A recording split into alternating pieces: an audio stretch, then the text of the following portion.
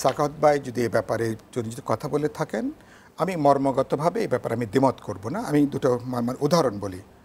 দুর্ভাগ্যজনকভাবে ধরুন শেখ হাসিনা, আমি সেদিন আমার আওয়ামী লীগ নেতাদেরকে জিজ্ঞেস করেছিলাম মাঝখানে যে আপনারা কি দলে একজন নাই যে মানুষটা তাকে বলতে পারেন যে আপনি যেভাবে জবরদস্তি করে পুরো ছাত্র তরুণ জনগণের বিরুদ্ধে পুরো রাষ্ট্রবাহিনীগুলোকে দিয়েছেন, এটা শুধু আওয়ামী লীগ ডুববে না, পুরো দেশটাকে আপনি বিপদাপন্ন করবে।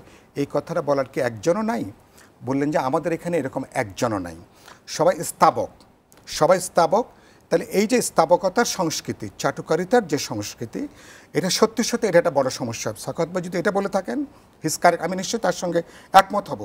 এবং এই সংস্কৃতি অন্যান্য দলও কোনো না কোনোভাবে, কোনোটা প্রত্যক্ষভাবে প্রচ্ছন্নভাবে এগুলো আছে। এই জায়গাটা বেরিয়ে আসা দরকার।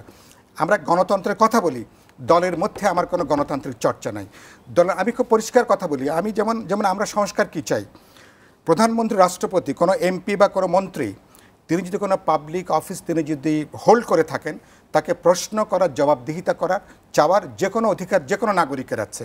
আপনি যদি ভোটার, আমি যদি ভোটার হই, আমার ভোটে তিনি যদি ইলেক্টেড হন, তাকে আমি প্রশ্ন করতে পারবো। একইভাবে রাজনৈতিক দলের যেভাবে চলছে, রাজনৈতিক দলের স্বচ্ছতার প্রশ্ন আছে না, জবাবদিহিত করার প্রশ্ন আছে না, কিন্তু এখানে পছন্দ অপছন্দের ব্যাপারটা কাজ করে। তোয়াজ করা ছাড়া, চাটুকারিতা ছাড়া অনেকগুলো দলের পদ পদবি এইসব জায়গাটা থাকা যায় না। এগুলো নিশ্চয়ই একটা গণতান্ত্রিক, এগুলো গণতান্ত্রিক সংস্কৃতির পরিবর্তন দরকার।